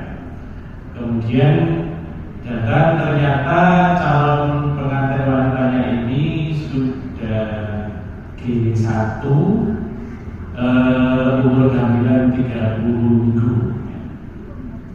Nah, kita seperti produk seperti yang pada umumnya kita lakukan triple eliminasi juga, dan ternyata yang calon pengantin laki-laki ini HIV reaktif. Yang calon pengantin wanita normal semua. Di sisi pemeriksaan kehamilannya juga sampai PSG-nya juga normal semua dalam perawatan kami pada saat itu. Nah, setelah kita konseling pada calon pengantin laki-laki ini, dia tidak mau open status pada calon istrinya. Akhirnya kita bingung petugas kesehatannya. Yang pengantin perempuannya ternyata saja tidak tahu apa-apa, dan bingung calon pengantin laki-laki karena dia punya penyakit itu. Nah, sementara karena tidak open status hamil tadi. Karena mau kita rujuk juga, kita memotivasinya apa? Karena tidak ada open status HIV itu sementara pemeriksaan kehamilannya normal semua, dan kita masih ada ketakutan kalau dia pada fase induce period. Jadi dia HIV-nya mungkin masih non-reaktif pada si ibu, tapi takutnya masih induce period, dan tentunya kalau induce period harusnya penanganannya juga di rumah sakit. Akhirnya setelah sekian kita bingung dengan bidang wilayah juga, kita komunikasi dengan salah satu rumah sakit di wilayah selatan dengan bidangnya, dengan dokternya kita koordinasikan, ternyata tetap disuruh merujuk dengan ANC risiko tinggi. Nah si punya ini kritis, loh tadi kan katanya normal semua. Akhirnya dan dijadikan korban sementara dokternya, tapi dokternya ragu-ragu sepertinya kok letak susah gitu. Akhirnya tetap dirujuk di sana, di rumah sakit diperiksa ulang, HIV-nya tetap non-reaktif pada sinya. Dan akhirnya setelah karena sudah 1 minggu ya, sudah berjalan sekian, sudah kontrol rutin di rumah sakit si ibunya ini. Giliran saat persalinan dengan tetap karena ini rumahnya juga dekat dengan rumahnya bidang wilayahnya, pada saat dia sudah mulai kenceng-kenceng, dia juga pamit ke bidang wilayahnya mau segera ke rumah sakit karena sudah merasa kenceng-kenceng. Ternyata ibu ini belok ke bidang praktek swasta dan lahir di situ persalinan normal. Tapi alhamdulillahnya sampai lahir pun si bayi maupun si ibunya tetap reaktif. Nah ini yang ingin saya tanyakan menghadapi yang seperti ini kepada untuk yang pembicara pertama tadi, bagaimana sih kita memotivasi pada si calon laki-laki ini sehingga dia bisa open status jadi tidak membahayakan si bayi dan ibunya. Dan untuk Dr. Loyan mungkin dengan kasus seperti ini kita enaknya merujuknya bagaimana, itu tetap harus dirujuk. Terima kasih itu saja. Assalamualaikum warahmatullahi wabarakatuh.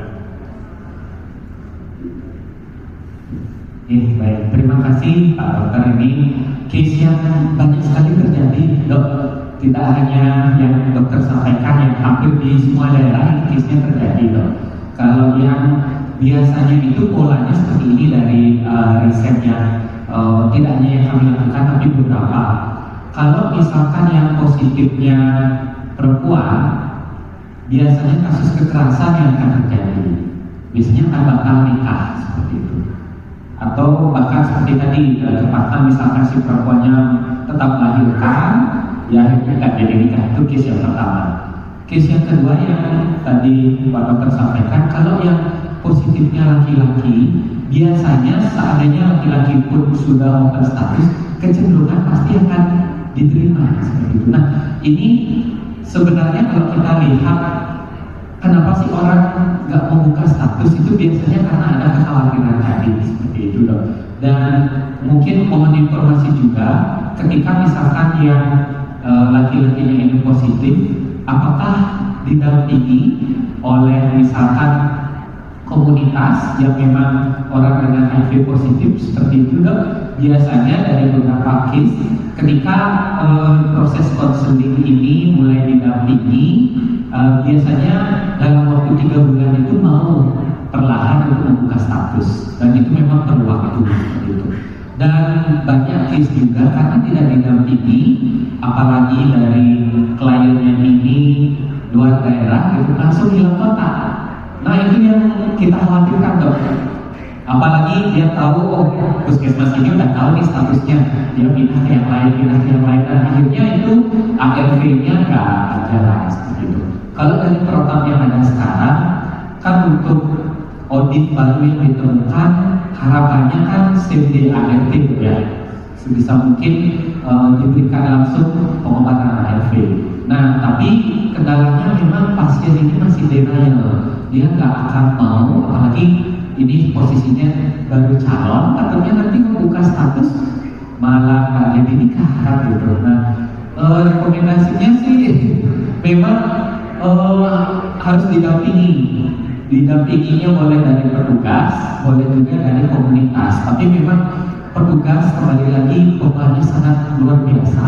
Seringkali biasanya akan dibantu oleh teman-teman komunitas, karena memang teman-teman komunitas ini punya trik sendiri untuk bagaimana mendorong pasien yang denial ini bisa mulai perlahan menerima statusnya dengan ada namanya salah satu komunitas itu mengembangkan medical ethics. Jadi ada namanya VCAP, Value Clarification Attitude Transformation. Nah, itu adalah metode konseling edukasi yang tujuannya adalah bagaimana klien ini merubah nilainya dulu. Mungkin ketika dia tahu pertama kali statusnya, yang dia pikir adalah dirinya sendiri gitu. Oh, gimana nanti aku ditinggal nih sama calon istri, disalahkan sama keluarga. Nah, itu kan fokusnya ke dirinya sendiri. Otomatis daripada ditawarin status, yang penting jangan bilang gitu. Nah, perlahan-lahan dengan metode VCAP ini, klien itu akan diarahkan bagaimana misalkan fokusnya nggak hanya ke dirinya, tapi ke yang lain seperti itu misalnya. Itu beberapa alternatifnya mungkin dok. Jadi yang paling simpel yang bisa dilakukan atas adalah collab dengan komunitas. Nah, pertanyaannya apakah komunitasnya ada sekarang kan gitu dok ya? Karena tidak semua daerah ada komunitasnya seperti itu. Apakah ada dok komunitasnya dok? Nah itu los kotak ya. Itu sulit sih. Memang sulit, apalagi karena tadi sudah tahu puskesmas ini, tahu statusnya ya sebisa mungkin jangan menghindar, itu biasanya sih. Nah, ini sebenarnya perdebatan ya, kalau misalkan dibuka ke istrinya kan pasti akan dalam juga dari sisi kita, tenaga medis kan juga akan menyalahi aturan juga. Jadi memang biasanya yang los kota ini lambat laun akan kembali lagi ketika statusnya kondisinya parah, misalkan sudah hipo. Nah, mungkin di fase ini ketika kita tahu yang cowoknya positif, mungkin penekanan edukasi ke perempuannya yang kita tekankan bahwa ada juga resiko HIV yang ke depan bisa terjadi, kita nggak tahu. Tapi di sisi yang lain dia tidak menunjukkan bahwa pasangannya ini lagi HIV. Jadi ke upaya pencegahannya mungkin Bapak yang bisa kita tekankan. Seperti itu mungkin dokter, semoga bisa menjawab. Lalu untuk pertanyaan berikutnya terkait bagaimana nih sebaiknya ya, memang idealnya dengan kondisi ibu hamil ini resiko terpapar HIV idealnya memang sebaiknya dirujuk ya, rujuk. Kenapa? Karena gini, kita menangani kasus, menangani suatu penyakit itu kita tidak hanya melihat dari sisi pasiennya saja. Tidak semua fasilitas kesehatan ini pertama ya memiliki protokol untuk tata laksana HIV. Jadi kalau misal fasilitas kesehatan tersebut dia tidak memiliki protokol untuk tata laksana HIV, memang alangkah baiknya itu sebenarnya diberikan ke suatu tempat fasilitas kesehatan yang memiliki protokol untuk tata laksana HIV. Karena menular HIV ini kita terlalu fokus ke pasien sampai lupa kita menyelamatkan, membantu menyelamatkan teman sejawatnya ibaratnya atau si penolongnya, itu juga salah. Jadi sebaiknya idealnya memang dirujuk untuk kita evaluasi lebih lanjut. Evaluasinya bisa macam-macam nih ya, terkait kondisi status HIV ibu, kondisi si janin, kalau memang positif memang harus kita terapi, atau yang memang membuat ragu ya ibaratnya dia masih ada di window, tapi kecurigaan itu masih ada, tidak masalah, dirujuk itu tidak masalah. Yang jadi kendala adalah kalau misal pasien ini dia katakanlah dari asuransi kesehatan, ya misalnya BPJS yang dimana harus ada syarat dan lain-lainnya. Nah itu memang kendala yang bisa muncul nih, kita rujuk sebenarnya kondisinya normal berarti gitu ya, jadi hasil laboratorium tidak menunjang ke arah sana, tapi tidak kita rujuk kok kita juga was-was ya.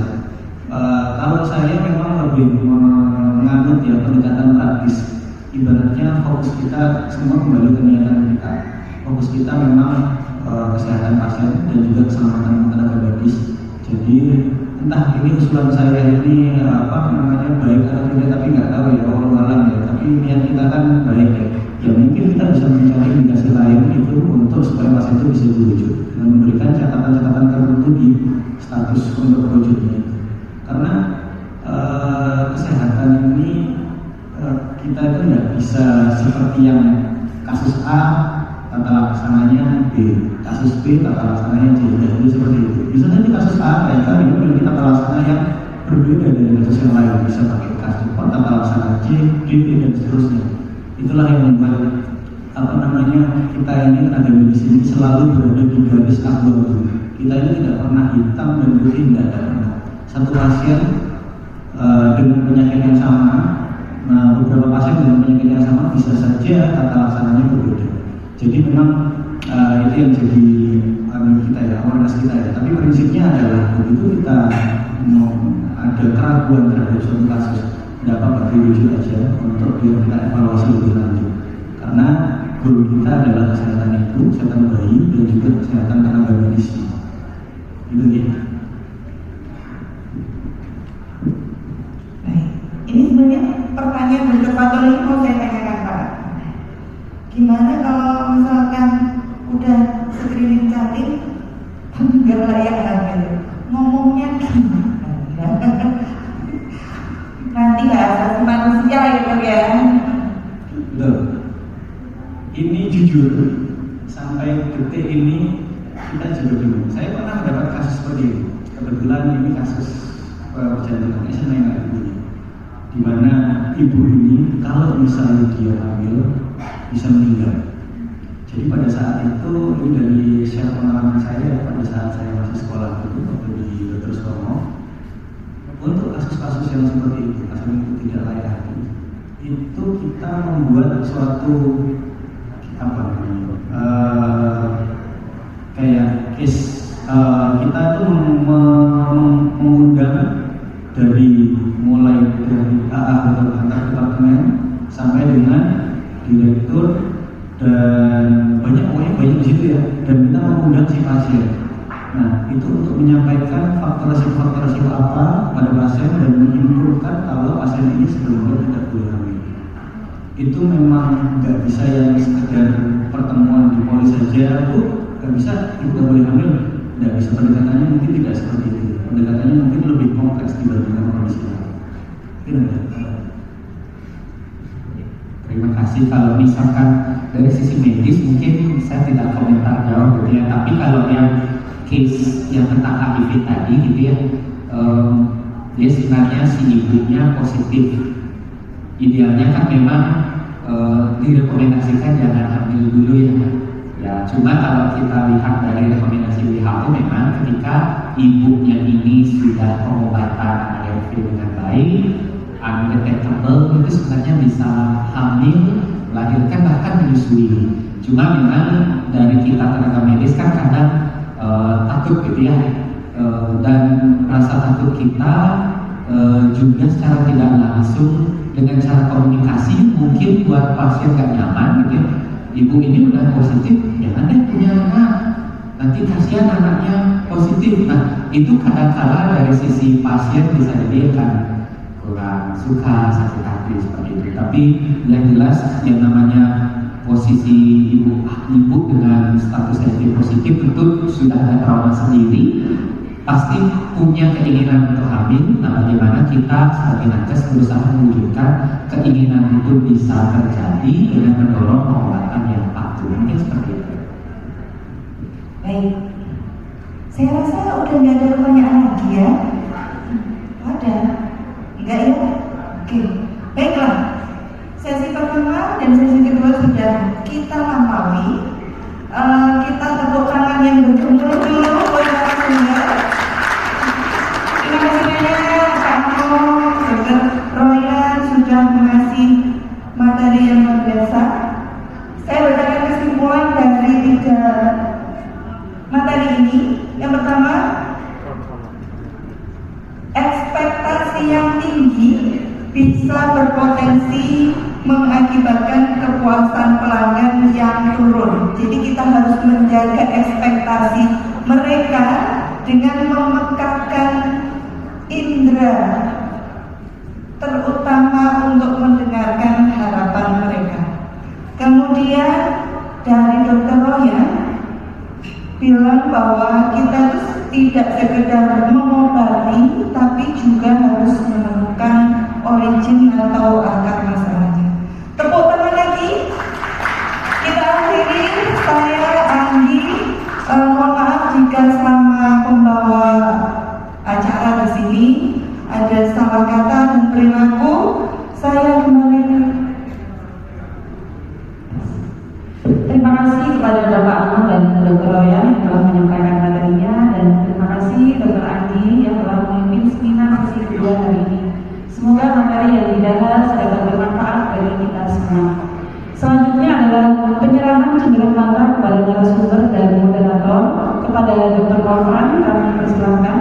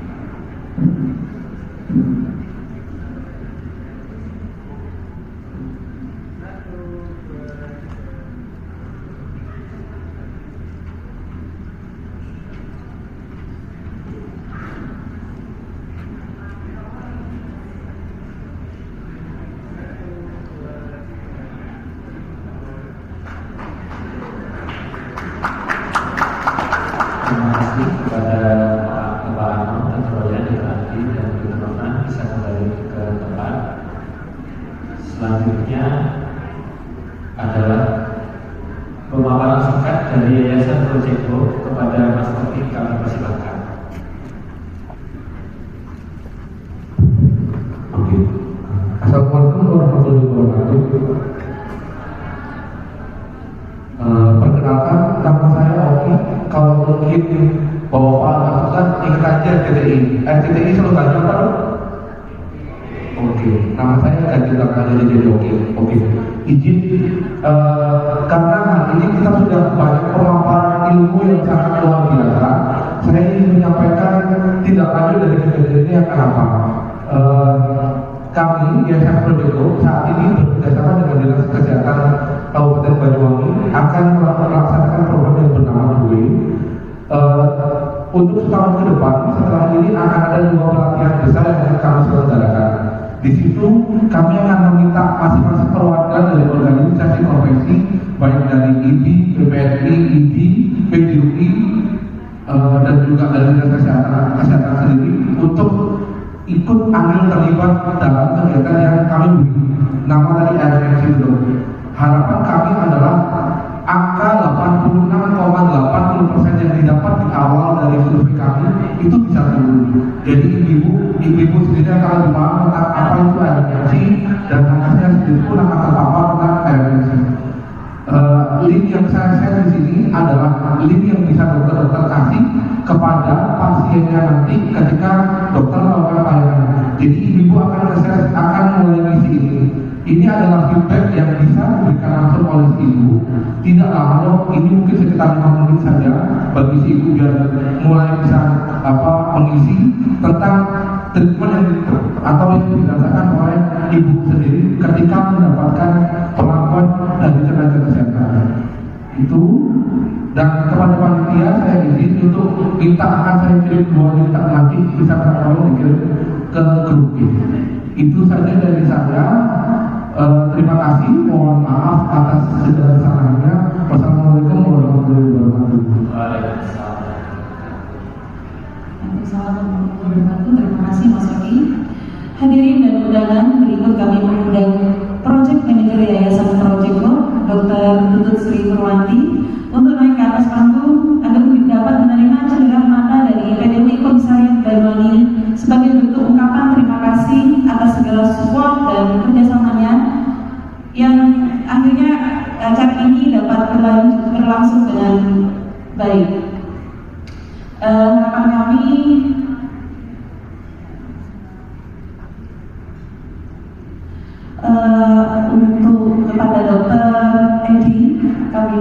silakan.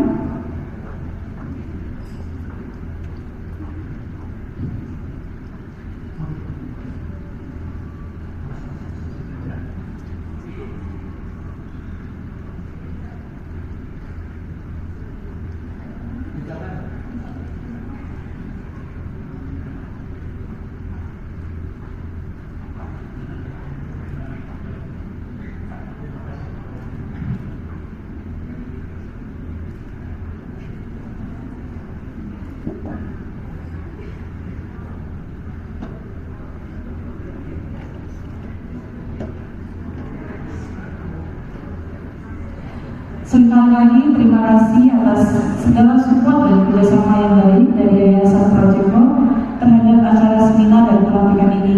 Semoga kerjasama ini dapat terus terjalin di waktu-waktu mendatang. Untuk selanjutnya ini acara yang kita tutup ini, pembagian berpres, kayaknya tutup semua gitu kayaknya. Oke, untuk yang pertama, Mas Nana, diputar siapakah yang beruntung? Hadiahnya apa nih? Sepeda servis listrik. Dokter Diana Timuraya masih ada kan beliau? Oke, putar lagi.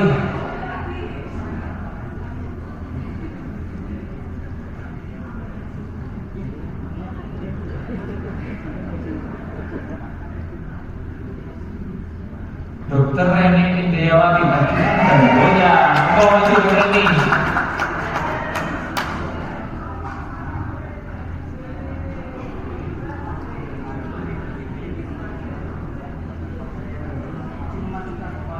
Ya mungkin ada yang tahu Dokter Reni ini tugas di klinik AMC ya, benar ya? Maju dulu kan, monggo lanjut, kita putar lagi.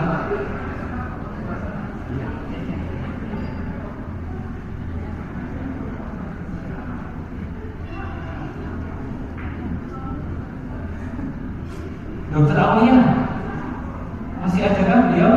Dokter Aulia, Dokter Aulia Ninggar Monika. Oke, sudah pulang, ya. Silakan dokter lagi.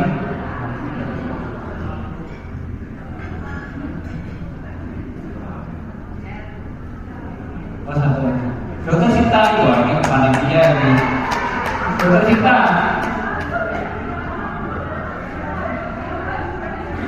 Mohon cerita. Oke, putar lagi Mas Anan.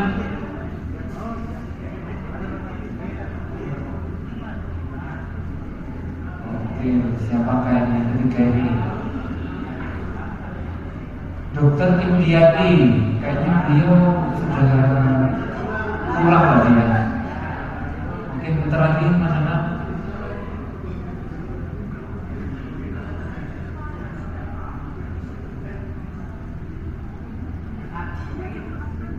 Dokter Apri sudah pulang, tapi mbaknya ada, nggak masih hitungan ya. Oke lanjut.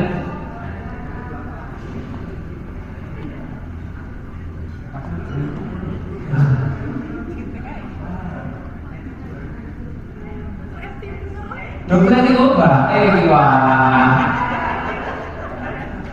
Dokter ini Julius nggak dapat, Mas Apri dapat ganti, nggak rugi nunggu mbak. Oke lanjut. Yang keempat. Maju deh. Maju.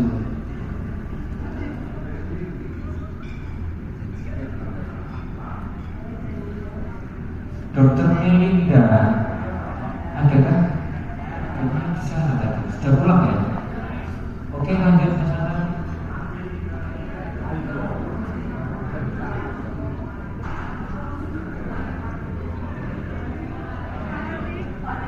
Dokter Valeri, kayaknya ada kongkali dengan Mas Nana mungkin. Oke lanjut, yang kelima terakhir.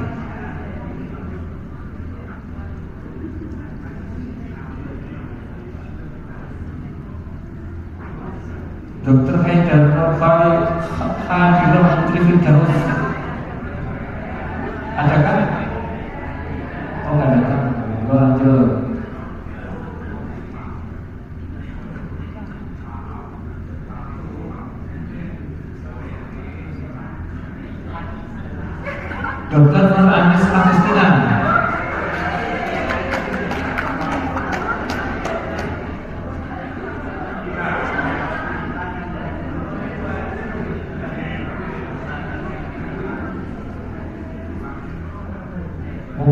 untuk yang memberikan hadiah, kami mohon kepada sesepuh kita, mantan ketua ini Dr. Nur Aini, monggo dokter untuk memberikan hadiah. Mungkin ada yang belum kenal, beliau adalah Dr. Nur Aini, ketua IDI 2013-2016.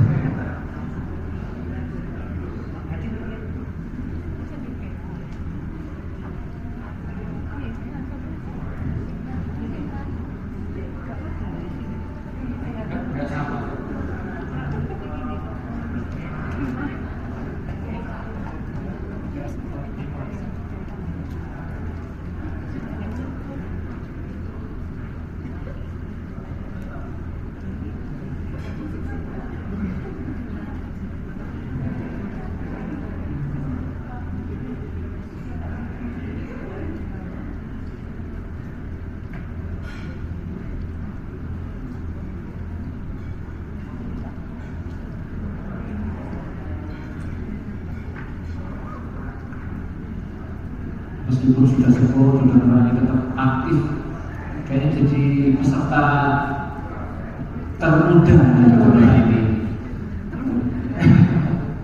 Mungkin sebetulnya di agak tengah, bukan?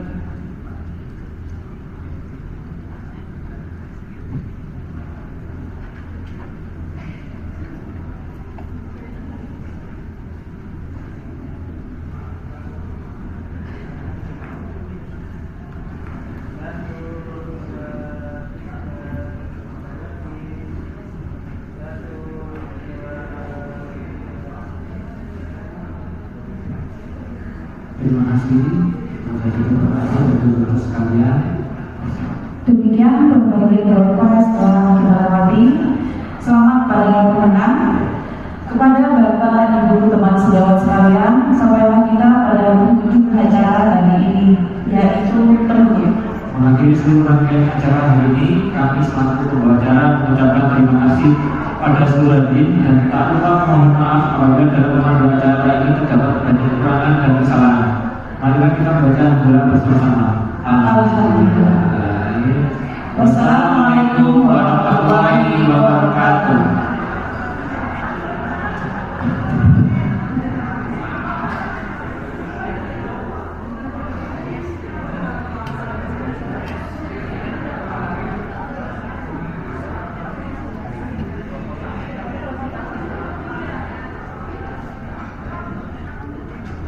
Mungkin bagi teman-teman pengurus dan panitia mungkin bisa foto-foto bersama dulu.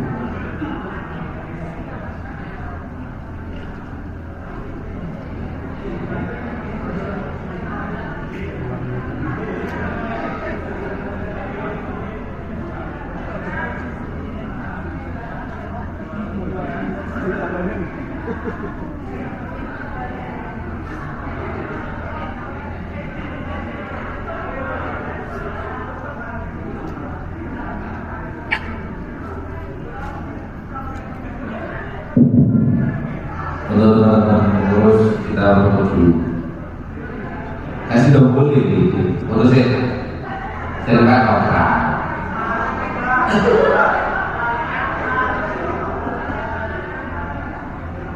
Foto opera sampai foto pucat.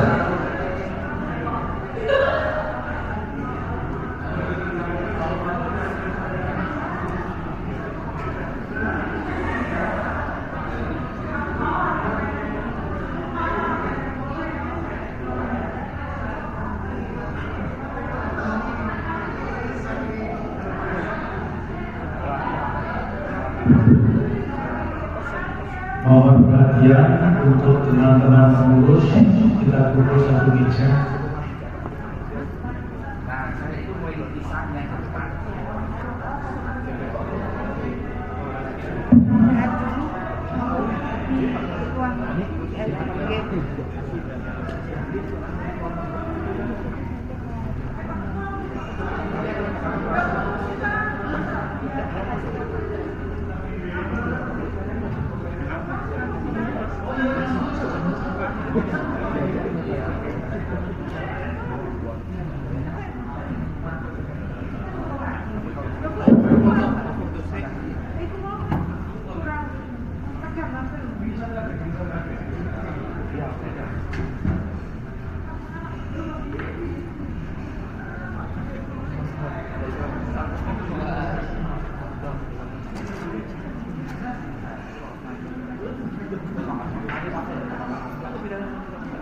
Motor